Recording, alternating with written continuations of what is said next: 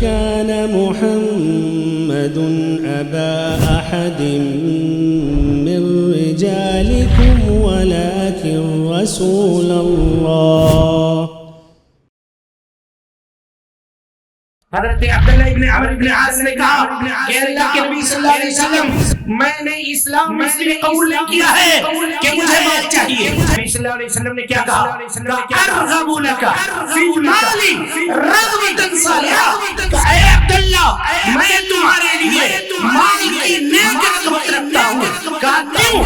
اس لیے کہ نعم المال الصالح للرجل الصالح. سب سے بہترین مال وہ مال ہے جو نیک آدمی کے ہاتھ میں ہو. السلام علیکم ورحمۃ اللہ وبرکاتہ.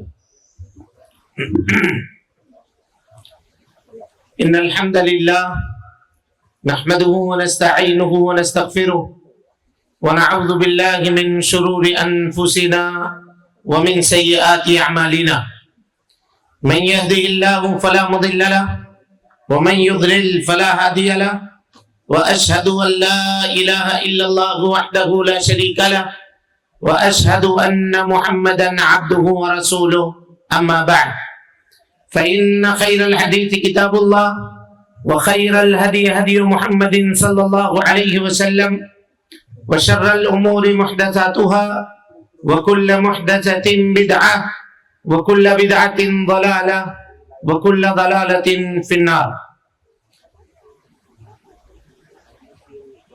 قابل قدر جناب صدر لائق احترام علماء کرام، اسٹیج پر جلوہ افروز ذمہ داران جماعت و جمیعت، دوستوں، بزرگوں اور ساتھیوں، پردہ نشین اسلامی رشتے کی مائیں اور بہنیں، ہر قسم کی تعریف، حمد و ثنا، کبریائی، پاکیزگی اور بڑائی تمام مخلوقات کی بندگی کا اکیلا مستحق اللہ رب العالمین کے لیے لائق و سزاوار ہے. وہی پروردگار عالم ہے، اسی نے ہمیں آپ کو اور ساری کائنات کو تخلیق بخشی ہے. اللہ رب العالمین کی بادشاہت سے دنیا کا کوئی کونا بھی الگ نہیں. اللہ رب العالمین اکیلا ہے اور تنہا ساری دنیا کی نگرانی ہر آن، ہر لمحہ اور ہر گھڑی فرما رہا ہے. اس کا احسان عظیم ہے کہ اس نے ہمیں اور آپ کو مسلمان بنایا، اسلام جیسی عظیم دولت سے مالا مال فرمایا. اللہ رب العالمین نے اپنے پیغام کو، اپنی تعلیم کو ساری انسانیت کے لیے عام فرمایا ہے، اور اس کام کو پائے تکمیل تک پہنچانے کے لیے ہر دور میں انبیاء کرام کو دنیا کے اندر بھیجنے کا سلسلہ بھی جاری فرمایا تھا. آخری نبی آخری پیغام لے کر، آخری قانون اور آخری شریعت لے کر اس دنیا کے اندر تشریف لائے، اور اس آخری نبی نے جس طرح سے اللہ رب العالمین کے دیے ہوئے آخری پیغام کو پایا تھا، ہو بہو ویسا ہی بغیر کسی کمی اور بیشی کے انسانیت کے سامنے پیش فرما دیا. اور اس سے بھی آگے بڑھ کر کے آپ صلی اللہ علیہ وسلم نے اپنی نبوت کی 23 سالہ زندگی میں رات اور دن کی گھڑیوں کے اندر اللہ رب العالمین کے دیے ہوئے آخری پیغام کو عملی طور پر برت کر سارے جہان والوں کے لیے قیامت تک کے لیے بطور نمونہ چھوڑ دیا. درود و سلام ہو اشرف المخلوقات میں سب سے افضل، قیامت کے دن کے سردار جناب محمد رسول اللہ صلی اللہ علیہ وسلم پر. اللہم صلی علی محمد وعلی آل محمد کما صلیت علی ابراہیم وعلی آل ابراہیم انک حمید مجید. اللہم بارک علی محمد وعلی آل محمد کما بارکت علی ابراہیم وعلی آل ابراہیم انک حمید مجید. محترم حاضرین، دوستوں، بزرگوں اور ساتھیوں، آج کے اس پررونق بزم میں جس عنوان کی وضاحت کا مکلف مجھے کیا گیا ہے وہ ہے مال کی فضیلت یا اہمیت اور انفاق فی سبیل اللہ کی فضیلت. مال کی ضرورت اور اہمیت اور اللہ رب العالمین کے راستے میں اس کو خرچ کرنے کی فضیلت۔ ظاہر ہے کہ اسلام کے جو ارکان ہیں ان ارکان میں کلمہ لا الہ الا اللہ اور نماز کے بعد تیسری بات جو ہے وہ کیا ہے؟ زکوٰۃ ادا کرنا، جس کا تعلق کس سے ہے؟ مال سے ہے۔ اسی طریقے سے قرآن مجید کے بیشتر مقامات پہ آپ دیکھیں گے جہاں اللہ رب العالمین نے نماز کا تذکرہ کیا، اقیم الصلاۃ، وہیں پہ اللہ رب العالمین نے وآتوا الزکوٰۃ بھی کہا، یعنی نماز کے ساتھ ساتھ زکوٰۃ کا بھی ذکر اللہ رب العالمین نے کیا ہے۔ نبی صلی اللہ علیہ وسلم کی زندگی اٹھا کر کے آپ دیکھیں، آپ صلی اللہ علیہ وسلم، حضرت عبداللہ ابن عباس رضی اللہ تعالی عنہما کی روایت ہے، کہتے ہیں کان اجود الناس بالخیر، اللہ کے نبی صلی اللہ علیہ وسلم مال خرچ کرنے میں سب سے زیادہ سخی تھے، سخاوت اور فیاضی میں کوئی آپ کا مقابلہ نہیں کر سکتا تھا، اور سب سے زیادہ آپ کی سخاوت اور فیاضی رمضان المبارک میں ہوا کرتی تھی، اور رمضان المبارک کے آخری عشرے میں جب جبریل سے ملاقات ہوتی اور قرآن مجید کا مدارسہ ہوتا، آپ حفظ سے قرآن پڑھتے، جبریل سے دونوں ایک دوسرے سے قرآن پڑھتے اور تدبر کرتے، اس کے معانی اور مطلب کے اوپر غور کیا کرتے، تو اللہ کے نبی صلی اللہ علیہ وسلم اس طرح سے خرچ کیا کرتے کہ جیسے تیز آندھی چل رہی ہو۔ آپ کے خرچ کا یا خرچ کرنے کا یہ عالم تھا کہ تیز آندھی جیسے ہوا کے جھونکے ہر کسی کو فائدہ پہنچا جاتی ہے، کا اسی طریقے سے اللہ کے نبی صلی اللہ علیہ وسلم ان دنوں کے اندر مال خرچ کیا کرتے تھے۔ اس سے علماء نے استنباط کیا ہے کہ آدمی کو چاہیے کہ اپنا دوست اچھا رکھے۔ کیوں؟ کہ اگر دوست اچھا ہے تو اس کی اچھائی کا اثر دوست کے اوپر ہوتا ہے۔ جیسے حضرت جبریل سے ملاقات ہوتی تھی تو جبریل کے دوستی کا اثر اللہ کے نبی صلی اللہ علیہ وسلم کے اوپر یہ ظاہر ہوتا تھا کہ آپ کثرت سے کیا کرتے؟ اللہ رب العالمین کے راستے میں مال خرچ کیا کرتے تھے۔ تو یہ جو مہینہ ہمارے سامنے آ رہا ہے، جس کے استقبال کے لیے ہم اور آپ تیار ہیں، اس میں ہمیں اور آپ کو چاہیے کہ ہم کیا کریں؟ مال خرچ کریں، اللہ رب العالمین کے راستے میں مال دیں۔ اللہ تعالیٰ قرآن مجید کے اندر فرماتا ہے من ذا الذی یقرض اللہ قرضا حسنا فیضاعفہ لہ اضعافا کثیرا، کہ جو آدمی اللہ رب العالمین کو قرض حسنہ دے، قرض حسنہ سے مراد انفاق فی سبیل اللہ، اللہ کے راستے میں مال کو خرچ کرے، اللہ رب العالمین اس کے مال کو کیا کرے گا؟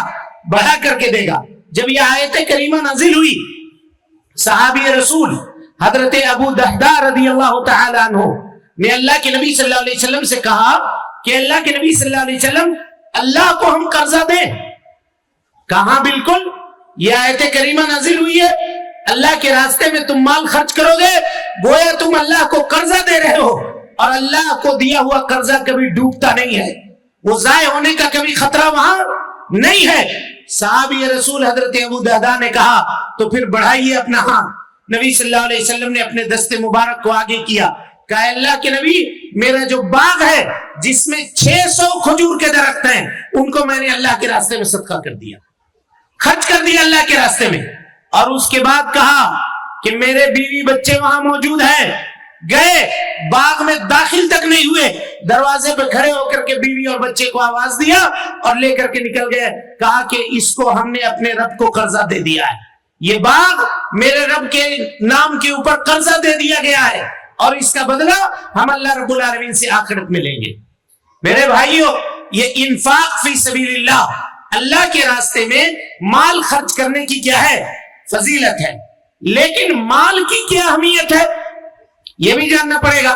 ہم لوگ مال خرچ کرنے کی فضیلت بتلاتے ہیں، اللہ کے راستے میں مال خرچ کرو، اور یہ بھی بتلاتے ہیں کہ یہ دنیا جو ہے یہ مومنوں کے لیے نہیں ہے، مال کمانے کی ضرورت نہیں ہے، جیسے تیسے تمہاری زندگی کٹ جاتی ہے، کٹ جانے دو، یہی تمہارے لیے بہتر ہے۔ کیا یہ اسلام کی تعلیم ہے؟ ہاں بتائیے۔ آج کل کے زمانے میں فقیری کو گلوریفائی کیا گیا اور یہ سمجھا گیا کہ جو آدمی جتنا بڑا فقیر ہے سمجھیے وہ اتنا بڑا متقی ہے، بلکہ متقی ہونے کے لیے فقیر ہونا ضروری ہے۔ یہ اسلامی تصور نہیں ہے، یہ غیروں کا تصور ہے کہ اگر وہ سادھو سنت بننا چاہتے ہیں تو دنیا تیاگ دیتے ہیں. راجکیہ وبھاگ میں ان کا نام نہیں ہونا چاہیے, ان کے نام کی کوئی زمین نہیں ہونی چاہیے, کوئی تجارت نہیں ہونی چاہیے. وہ کمائیں گے نہیں, لوگوں کے سامنے دستے سوال دراز کریں گے, مانگتے رہیں گے اور بھیک مانگ کے کھائیں گے. اس کو دنیا سمجھتی ہے کہ بڑا قابل آدمی ہے اور بہت جو ہے کیا ہے, بہت متقی اور پرہیزگار آدمی ہے. کب فلانے کے بارے میں وہ تو پیسہ چھوتا تک نہیں چھوتا ہے. تو کیا اچھی بات ہے یہ؟ بولے بھائی, کیا یہ اچھی بات ہے؟ فقیری اسلام میں درست بات نہیں ہے اور کبھی اچھی بات نہیں ہے. اس بات کو غور سے آپ سمجھ لیجئے. کیوں نہیں ہے درست؟ اگر فقیری کوئی اچھی چیز ہوتی شریعت کے اندر تو اللہ کے نبی صلی اللہ علیہ وسلم فقر سے کبھی پناہ طلب نہیں کرتے. آپ صلی اللہ علیہ وسلم نے کیا کہا؟ دعا کرتے تھے, اللہم انی اعوذ بک من الکفر, اے اللہ رب العالمین میں کفر سے پناہ طلب کرتا ہوں, وَأَعُوذُ بِكَ مِنَ الْفَقْرِ, اور اے اللہ رب العالمین میں فقر سے بھی تیری پناہ طلب کرتا ہوں. یہاں دیکھیے کفر اور فقر دونوں کو ایک ساتھ ذکر کیا. کیا کنیکشن ہے دونوں میں؟ کیا کنیکشن ہے؟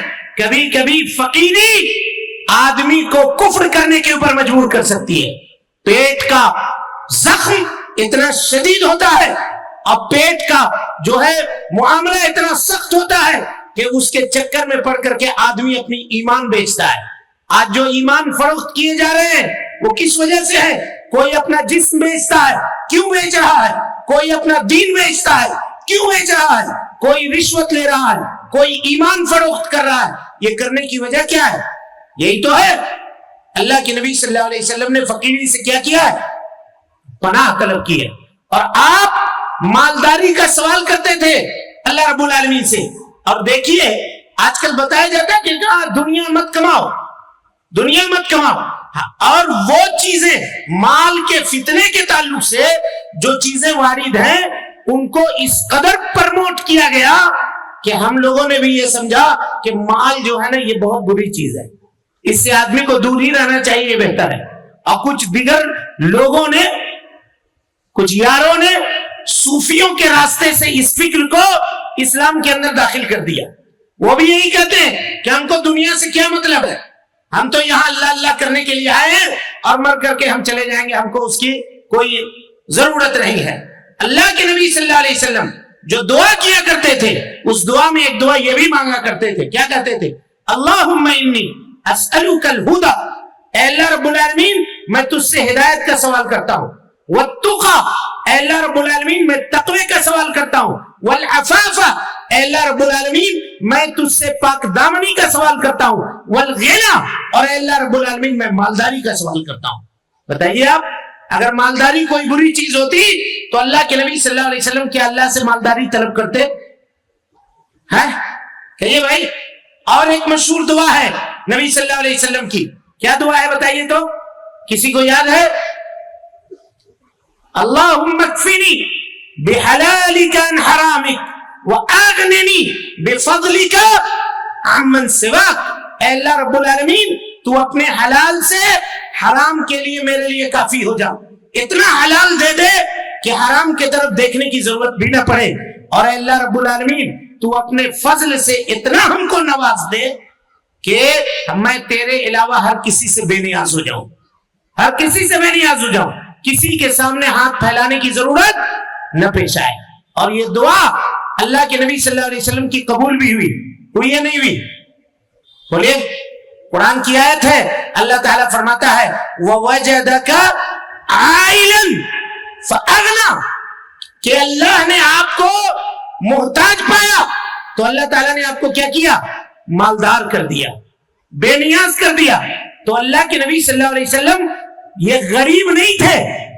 نبی صلی اللہ علیہ وسلم, ہاں ٹھیک ہے کچھ تنگی آئی جب ہجرت کیے لوگ اور مکہ چھوڑ کر کے جب سفر کیا مدینہ منورہ کا, تو کچھ حالات شروع کے ایام میں دشوار گزرے ہر کسی کے. لیکن مکہ میں بھی اللہ کے نبی صلی اللہ علیہ وسلم تجارت کیا کرتے تھے, بلکہ آپ صلی اللہ علیہ وسلم محنت کیا کرتے تھے اور مال کماتے تھے.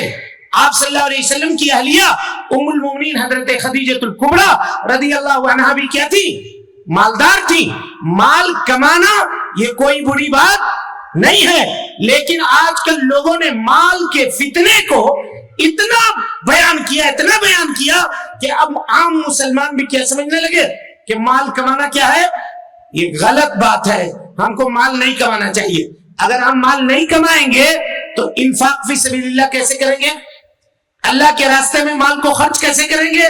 اللہ کے راستے میں جہاں ضرورت پڑے گی وہاں مال کیسے دیں گے؟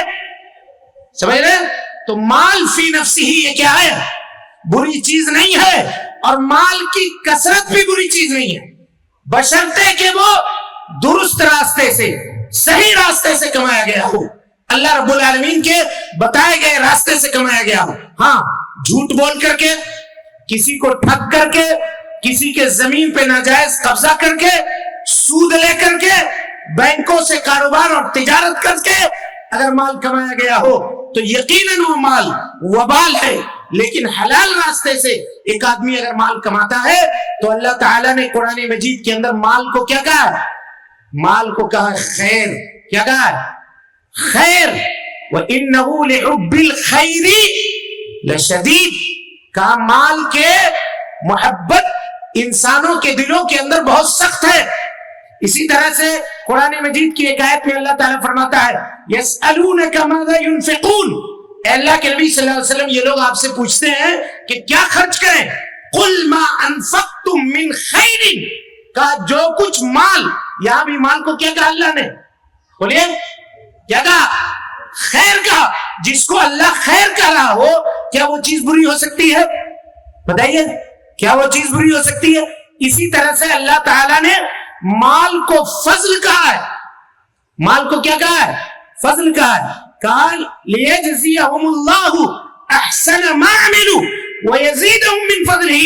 وہ جو کچھ عمل کرتے ہیں اللہ رب العالمین اس کا بہتر بدلہ انہیں دے گا اور اپنے فضل سے اضافہ کر دے گا. اور عبداللہ ابن عباس کہتے ہیں کہ قرآن میں جہاں کہیں بھی فضل کا لفظ استعمال ہوا ہے اس سے مراد مال ہے. اور آیت کے سیاق کو پڑھیے, آگے اللہ نے کہا وَاللَّهُ يَرْزُقُ مَن يَشَاءُ بِغَيْرِ حِسَابٍ. اللہ رب العالمین جسے چاہتا ہے بغیر حساب کے روزی دیتا ہے. آج نوجوانوں کو کے اندر دیکھیے مال کمانے کا جذبہ نہیں رہا. لوگ یہ چاہتے ہیں, اب شہروں کے, بڑے شہروں کے حالات کیا ہو گئے, نوجوان کو کہیے بھائی مزدوری کرو, محنت کرو, کہا نہیں. بائک ایک خرید لیا اور ڈیلیوری بوائے بن گئے سامان لے کر کے. میں یہ نہیں کہہ رہا کہ کوئی بھی کام یا کوئی بھی تجارت یا محنت سے کیا گیا کوئی بھی معاملہ غلط ہوتا ہے, لیکن آدمی کو اپنی سوچ تو بڑی رکھنی چاہیے. ہاں, سوچ بڑی رکھنی چاہیے نہیں رکھنی چاہیے؟ حضرت عبد الرحمن ابن عوف رضی اللہ تعالیٰ عنہ جب ہجرت کر کے آئے تو ان کے بھائی نے, جن سے اللہ کے نبی صلی اللہ علیہ وسلم نے مواخات کیا تھا, کہا کہ ایسا کرتے ہیں, یہ باغ ہے میرا, آدھا آدھا بانٹ دیتے ہیں, آدھا آپ لے لیجئے, آدھا ہمارے لیے چھوڑ دیجئے. فری میں مال مل رہا تھا, لے سکتے تھے کہ نہیں لے سکتے تھے؟ کہا نہیں, آپ اپنا مال اپنے پاس رکھیے, ہم کو مدینے کا بازار دکھلائیے نا. کہاں ہے بازار؟ جو کچھ پونجی تھی تھوڑی بہت لے کر کے بازار میں گئے اور تجارت شروع کی. اللہ نے مال سے اتنا نوازا کہ جب انتقال ہوئے تو آپ کی 4 بیویاں تھی. کتنی بیویوں کو چھوڑا؟ 4 بیویوں کو. اور مسئلہ ہے کہ اگر بال بچے ہیں کسی کے اور وہ انتقال کیا, بیوی چھوڑ کے گیا, تو بیوی کو پورے مال میں کتنا ملے گا؟ 8واں حصہ. یعنی اگر 8 کروڑ مال چھوڑ کے گیا ہے تو 1 کروڑ کس کو ملے گا؟ بیوی کو ملے گا. اور اگر 4 بیوی ہے تو 4 بیوی کو 4 کروڑ نہیں ملے گا, بلکہ 1 کروڑ میں چاروں بیویوں کو برابر برابر تقسیم کر دیا جائے گا. سمجھ رہے؟ 1 کروڑ اگر ہے, 4 بیوی ہے تو کتنا؟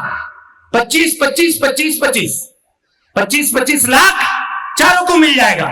جب انتقال ہوئے حضرت عبد الرحمن ابن عوف تو 4 بیویاں تھیں آپ کی. جب وراثت تقسیم ہوئی تو ہر بیوی کو 4 کلو سونا ملا. کتنا؟ 4 کلو سونا. یہ صرف سونا تھا, باقی جو اور مال جو تھے, جو کیش کی شکل میں تھے, اور جو مال تھے جو زمین کے شکل میں تھے، جو باغات کے شکل میں تھے، وہ الگ ہے، اس کا کوئی شمار نہیں ہے۔ حضرت سعد بن ابی وقاص رضی اللہ تعالیٰ عنہ جب بیمار ہوئے، حجۃ الوداع کے موقع پہ مکے پہ گئے اللہ کے نبی صلی اللہ علیہ وسلم عیادت کرنے کے لیے۔ حضرت سعد بن ابی وقاص اتنے سخت بیمار ہوئے کہ انہوں نے یہ سوچا کہ لگتا ہے کہ اب جابر نہیں ہو سکیں گے۔ نبی صلی اللہ علیہ وسلم سے انہوں نے پوچھا کہ اللہ کے نبی، آپ تو جانتے ہیں کہ میں مالدار ہوں، میری حالت اچھی نہیں ہے، میرے پیچھے کوئی نہیں ہے سوائے ایک بیٹی کے، سوائے ایک بیٹی کے، اور کوئی نہیں ہے، کیا میں اپنا پورا مال اللہ کے راستے میں صدقہ کر دوں؟ نبی صلی اللہ علیہ وسلم نے کیا کہا نہیں، پورا مال مت کرو۔ کہا نصف مال؟ کہا نہیں۔ کہا 1/3 مال، 1/3، 3 حصے میں تقسیم کر کے 1 حصہ؟ کہا والثلث کثیر، چلو 1/3 کر دو، لیکن یہ بھی زیادہ ہے۔ حافظ ابن کثیر کہتے ہیں کہ نبی کا یہ جملہ اس بات کی خبر دیتا ہے کہ اگر لوگ وصیت کرنے میں ثلث سے بھی نیچے اتر جائیں تو یہ زیادہ پسندیدہ اور بہتر ہے، یہ زیادہ پسندیدہ، اس سے اوپر تو نہیں جانا ہے، لیکن آخری حد جو ہے وہ کتنا ہے؟ 1 ثلث 1/3 کا ہے۔ اور اس کے بعد نبی صلی اللہ علیہ وسلم نے قاعدہ دیا، کیا کہا؟ انک ان تذر ورثتک اغنیاء، تیرے لیے یہ بہتر ہے کہ تو اپنے وارثین کو مالدار بنا کر کے چھوڑ، اس بات سے کہ تو انہیں فقیر بنا کر کے چھوڑ، یتکففون الناس، کہ لوگوں کے پاس جا کر کے وہ ہاتھ پھیلاتے پھریں۔ ایسا مت کرو، بلکہ کیا کرو؟ اپنے بچوں کو مالدار بنا کر کے چھوڑو۔ اسی طریقے سے مال کی کثرت بھی بری چیز نہیں ہے۔ دیکھیے آپ، حضرت عبداللہ ابن عمر ابن عاص رضی اللہ تعالیٰ عنہ کو اللہ کے نبی صلی اللہ علیہ وسلم ایک غزوے میں بھیج رہے ہیں، ایک جگہ سریہ روانہ کر رہے ہیں، تو بھیج رہے ہیں، ان کو امیر بنایا ہے۔ اور نبی صلی اللہ علیہ وسلم کی عادت مبارکہ تھی کہ جن کو امیر بناتے ان کے ساتھ چلتے تھے اور ان کو وصیت کرتے تھے، نصیحت کرتے تھے، تو ساتھ میں چل کر کے جا رہے تھے۔ کہا یسلمکم اللہ ویغنمکم، اللہ رب العالمین تم کو سلامت رکھے، یعنی تم صحیح سالم لوٹ کر کے آؤ، جنگ پہ جا رہے ہو، اللہ تمہاری جان کی حفاظت کرے، اور کہا تم کو مال غنیمت سے بھی نوازے۔ اللہ اکبر۔ حضرت عبداللہ ابن عمر ابن عاص نے کہا کہ اللہ کے نبی صلی اللہ علیہ وسلم، میں نے اسلام اس لیے قبول نہیں کیا ہے کہ مجھے مال چاہیے، اس لیے اسلام قبول نہیں کیا ہے۔ نبی صلی اللہ علیہ وسلم نے کیا کہا؟ کہ ارغب لک فی المال رغبتا صالحہ، کہ اے عبداللہ میں تمہارے لیے مال کی نیک رغبت رکھتا ہوں۔ کہا کیوں؟ اس لیے کہ نعم المال الصالح للرجل الصالح، سب سے بہترین مال وہ مال ہے جو نیک آدمی کے ہاتھ میں ہو۔ اس حدیث سے یہ پیغام ملتا ہے کہ اسلام یہ چاہتا ہے کہ مالوں کے اوپر قبضہ یہ مومنوں کا ہو، متقیوں کا ہو، پرہیزگاروں کا ہو، ان کا ہو۔ کیوں؟ اگر ان کے اوپر، مال کے اوپر متقیوں کا غلبہ ہوگا، اسٹیک ہولڈر اگر متقی اور پرہیزگار ہوں گے تو مال کو کہاں خرچہ کریں گے؟ بتائیے بھائی، کہاں کریں گے خرچہ؟ اللہ کے راستے میں کریں گے۔ لیکن یہی مال کسی فاسق و فاجر کے ہاتھ میں چلا جائے تو کہاں خرچہ کرے گا؟ اس طرح کے جلسے کروائے گا، ہاں، کہ ہیرو لا کر کے نچوائے گا؟ بولیے، وہ شادی بیاہ پہ بیجا رسومات کر کے خرچ کرے گا اور لہو و لعب کے کاموں میں مال کو لٹائے گا۔ لیکن اگر مالدار آدمی ہے اور اس کے پاس مال آیا تو وہ کیا کرے گا؟ اللہ کے راستے میں خرچ کرے گا، مساجد بناوے گا، مدارس میں دے گا، اور یتیم بچوں کی کفالت کرے گا، بیواؤں کی، بے کسوں کی، مجبوروں کی سہارا وہ بنے گا، اور ان کی دیکھ ریکھ میں وہ اپنے مال کو خرچ کرے گا۔ اسی لیے اسلام یہ چاہتا ہے کہ جو آدمی متقی ہو اس کے ہاتھ میں مال بھی ہونا چاہیے، اس کے ہاتھ میں مال بھی ہونا چاہیے۔ اور اللہ نے دعا سکھلائی، کہا ربنا آتنا فی الدنیا حسنہ وفی الآخرۃ حسنہ وقنا عذاب النار۔ یہ دعا کس بات کی طرف اشارہ کرتی ہے؟ اسی بات کی طرف اشارہ کرتی ہے۔ اور جس ملک میں ہم لوگ رہ رہے ہیں، یہاں غور سے دیکھیے گا، یہاں بھی ضرورت ہے کہ مال کے اوپر یہ ہمارا قبضہ ہو، کیونکہ جمہوریت میں اسٹیک ہولڈر کے نام کے اوپر حکومت چلا کرتی ہے. جو سرمایہ دار ہوتا ہے دراصل وہی کیا کر رہا ہوتا ہے؟ حکومت چلا رہا ہوتا ہے. آج لوگ شکایت کرتے ہیں فلاں نے میڈیا کو مینج کر لیا، فلاں نے اس کو مینج کر لیا، اس نے اس کو مینج کر لیا. تو تم کیوں نہیں مال کمائے؟ تم کیوں نہیں کیا وہ کام؟ تم ایسا حلال طریقے سے وہ مال کماتے اور حلال طریقے سے اللہ کے راستے پہ خرچ کرتے، تمہارے بھی معاملات ہوتے، تمہارا بھی دبدبہ ہوتا. یہ کیوں نہیں ہو سکتا تھا؟ یاد کیجئے اس وقت کو جب لوگ ہجرت کر کے آئے، مدینے میں کوئی بھی میٹھا پانی کا چشمہ نہیں تھا، کوئی بھی چشمہ نہیں تھا. ایک کنواں ایک یہودی کے قبضے میں تھا. وہ ایک یہودی ایک بکٹ پانی لیتا تھا، ایک مد لیتا تھا. وہ ایک مد اناج، کھجور، جو گیہوں کا لے کر کے وہ ایک بکٹ پانی دیتا تھا. حضرت عثمان غنی رضی اللہ تعالی عنہ نے کتنا میں 12,000 درہم، کتنا 12,000 درہم، آج کل کے زمانے میں تقریباً 1200 کروڑ، کتنا روپیہ؟ 1200 کروڑ روپیہ دے کر کے اس کنویں کو خرید دیا، اور خرید کر کے مسلمانوں کے لیے کیا کیا؟ صدقہ کر دیا. کہا کہ اب جو کوئی وقف ہے، یہ جو کوئی یہاں سے پانی لینا چاہتا ہے لے لو، اس سے کوئی قیمت نہیں لی جائے گی. مسجد نبوی کی جگہ جب تنگ پڑی، حضرت عثمان نے اپنے جیب خاص سے ادا کیا. وہ جگہ جہاں مسجد نبوی تعمیر کی گئی، حضرت ابوبکر صدیق رضی اللہ تعالیٰ عنہ نے اپنے جیب خاص سے اس کا پیمنٹ کیا. یہ سب مال اگر نہ ہوتا تو کیا یہ ممکن تھا؟ بتائیے، ممکن نہیں تھا. آج ہم لوگوں کا معاملہ یہ ہے، نوجوانوں میں یہ بات ڈال دی گئی کمانے کی ضرورت نہیں ہے، کماؤ نہیں، جو کچھ اللہ دے رہا ہے جیسے دے رہا ہے کرو. یہ آج مسلم امہ کا اور سماج کی حالت کیا ہے؟ بوڑھا باپ ہے بیچارہ، بوڑھا باپ، ہڈیاں اس کی کمزور ہو گئی ہیں. وہ دکان پہ جاتا ہے، محنت کر رہا ہے، مزدوری کر رہا ہے، اور بیٹا ہے وہ 12 بجے دن کو سو کر کے اٹھتا ہے، اس کو کوئی فکر نہیں ہے. اور اس کے بعد باپ کے جیب سے پیسہ لے کر کے وہ کبھی ہوٹل بازی کر رہا ہے، کبھی کہیں گھوم رہا ہے، کبھی کہیں گھوم رہا ہے، کبھی کہیں گھوم رہا ہے. یہ اسلامی تعلیمات نہیں ہے، بلکہ گنہگار ہے وہ نوجوان جس کا بوڑھا باپ محنت و مزدوری کر رہا ہو اور وہ سکون اور چین سے جو ہے اپنی زندگی بسر کر رہا ہو، کماتا نہ ہو، باپ کا ہاتھ پٹانے کے لیے وہ دکان پہ نہ جاتا ہو، محنت و مزدوری نہ کرتا ہو، وہ گنہگار ہے. نبی صلی اللہ علیہ وسلم نے فرمایا آدمی کے گنہگار ہونے کے لیے یہ کافی ہے کہ جس کی ذمہ داری اس کے کندھے کے اوپر ہے وہ اس ذمہ داری کو ضائع کر دے، اس ذمہ داری کو ضائع کر دے.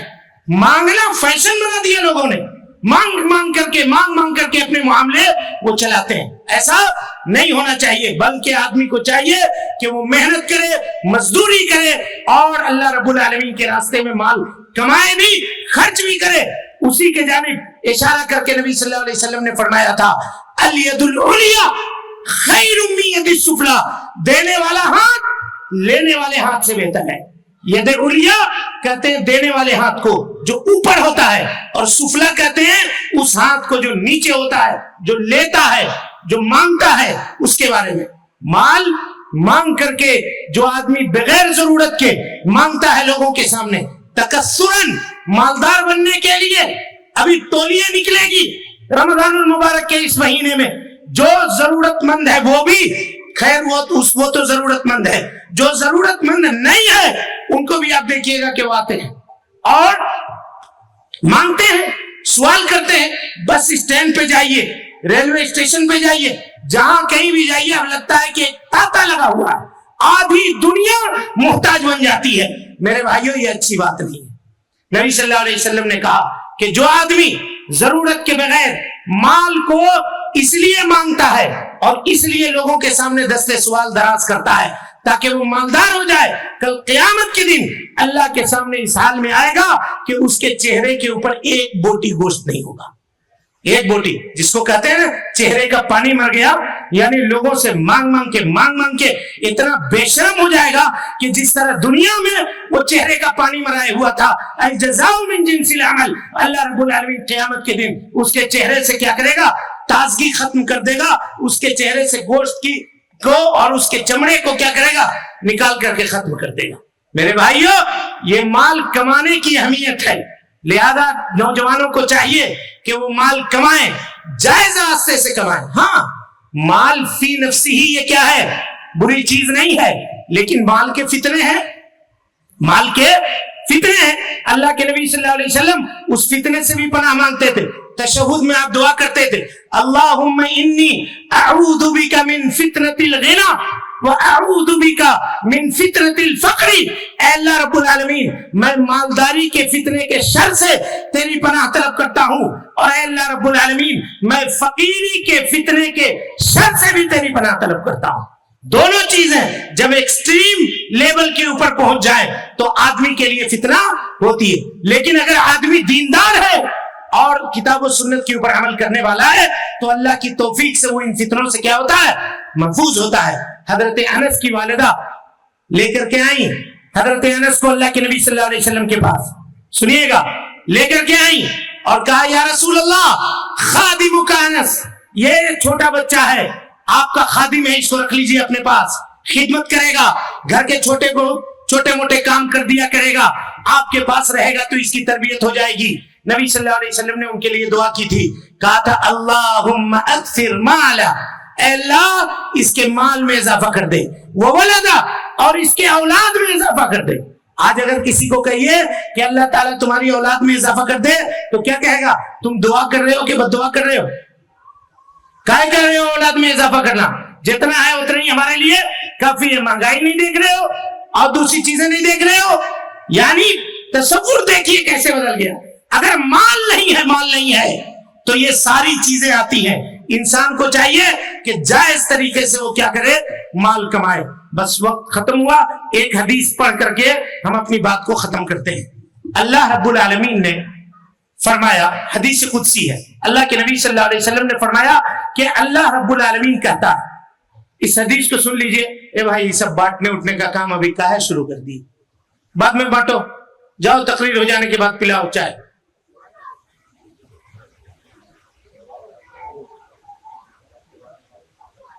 کیا؟ ہاں حدیث قدسی ہے. کیا ہے؟ کہ اللہ کے نبی جناب محمد رسول اللہ صلی اللہ علیہ وسلم نے فرمایا کہ اللہ تعالیٰ فرماتا ہے، کیا فرماتا ہے؟ کہ اِنَّا أَنزَلْنَا الْمَالِ، غور سے سنیے حدیث کو، کہ اِنَّا أَنزَلْنَا الْمَالِ لِإِقَامَةِ الصَّلَاةِ وَإِيتَاءِ الزَّكَاةِ، ہم نے مال کو نازل کیا ہے تاکہ نماز پڑھی جائے اور زکوٰۃ ادا کی جائے. آدمی مالدار ہے تو وہ زکوٰۃ نکالے گا، یہ بات تو سمجھ میں آ رہی ہے، لیکن نماز پڑھے گا؟ نماز سے مال کا کیا تعلق ہے؟ کوئی تعلق ہے؟ اِنَّا أَنزَلْنَا الْمَالِ، ہم نے مال کو نازل کیا تاکہ نماز پڑھی جائے، زکوٰۃ دی جائے. تو زکوٰۃ تو دے گا، جس کے پاس مال ہے وہ زکوٰۃ دے گا، لیکن نماز؟ ابھی جس مسجد میں پڑھ کے آئے نماز، کیا وہ بغیر مال کے بن گیا؟ بولیے.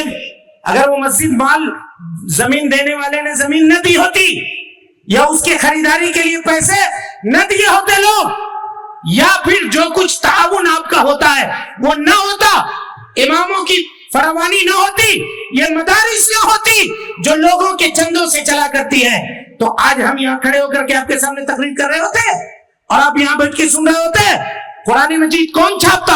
حدیث مصطفیٰ کون چھاپتا؟ کہاں سے قال اللہ اور قال رسول کی باتیں آپ سننے کے لیے یہاں بیٹھ رہے ہوتے اور ہم سنانے کے لیے یہاں کھڑے ہو رہے ہوتے؟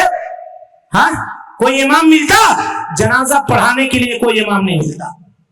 لہذا اقامت صلاۃ کے لیے بھی مال کی ضرورت ہے اور ایتاء الزکوٰۃ کے لیے مال کی ضرورت تو ہے ہی. لہذا اگر مال نہ ہو تو ہم اسلام کی فرائض کے اوپر بھی پورے طور پہ عمل پیرا نہیں ہو سکتے. لہذا ضرورت اس بات کی ہے کہ آدمی مال خوب کمائے، جائز راستے سے کمائے. یہ اللہ کا فضل ہے بھائی. اللہ تعالیٰ کیا کہتا ہے؟ فَإِذَا قُضِيَتِ الصَّلَاةُ، جب نماز پڑھ لو، فَانْتَشِرُوا فِي الْأَرْضِ وَابْتَغُوا، بولیے وَابْتَغُوا مِنْ فَضْلِ اللَّهِ، زمین میں پھیل جاؤ، اللہ کی روزی تلاشو. اب 5 وقت نماز پڑھنے کے لیے جب مسجد میں داخل ہوتے ہیں تو نکلتے وقت کیا دعا کرتے ہیں؟ مسجد سے کیا دعا کرتے ہیں؟ اللہم انی اسألوکا من فضلکا، اے اللہ رب العالمین میں تجھ سے تیری فضل کا سوال کرتا ہوں. ہر طرح کے فضل سے اللہ رب العالمین نواز دے. یعنی عبادت کا جو وقت تھا ہم نے عبادت کر دی ہے, اے اللہ اب تو میرے ضرورتوں کو بھی اے اللہ رب العالمین پوری کر دے. سمجھ رہے ہیں؟ تو یہ فضل ہے, اس کو کمانا چاہیے اور اللہ کے راستے میں خرچ بھی کرنا چاہیے. ہم لوگوں کا معاملہ یہ ہے کہ ہم لوگ جو ہے نا دونوں معاملے میں افراط و تفریط کے شکار ہیں. رمضان سے پہلے اگر کوئی مانگنے آ گیا تو اس کو کہتے ہیں کہ میاں ابھی آئے ہو, اب رمضان میں آنا. اور پھر رمضان کے بعد اگر کوئی آیا تو کیا کہتے ہیں؟ بولے کہتے ہیں اب تو رمضان میں جو کچھ تھا سب دے دیا. ایسا نہیں ہونا چاہیے, جب ضرورت ہو تب دینا چاہیے. حضرت عثمان غنی رضی اللہ تعالی عنہ نے ایک مجلس میں 700 اونٹ دیے نہیں دیے اللہ رب العالمین کے راستے میں. یہ کہہ سکتے تھے کہ ہم تو دے دیا ہے, پھر کیوں آتے ہیں ہمارے سامنے؟ ابھی تو 100 اونٹ دیا تھا, ابھی تو 200 اونٹ دیا تھا. یہ کہہ سکتے تھے؟ نہیں کہہ سکتے. لیکن ہم لوگ یہ کہتے ہیں. کیوں؟ کیونکہ ہمیں اللہ کے اوپر بھروسہ نہیں ہے. تو مال کمائیے بھی, مال خرچ بھی کیجئے. ہم اللہ رب العالمین سے دعا کرتے ہیں کہ وہ ہم سب کو حسن عمل کی توفیق دے, ہم سب کی اصلاح فرمائے, نیکیوں کو قبول کرے, سیئات سے درگزر فرمائے, جب تک زندہ رکھے, دین اسلام پہ زندہ رکھے, اور جب اٹھائے ایمان پہ اٹھائے. اقول قولی ھذا واستغفر اللہ لی ولکم ولسائر المسلمین من کل ذنب وخطیئة فاستغفروه انه کان للأوابین غفورا. والسلام علیکم ورحمۃ اللہ وبرکاتہ.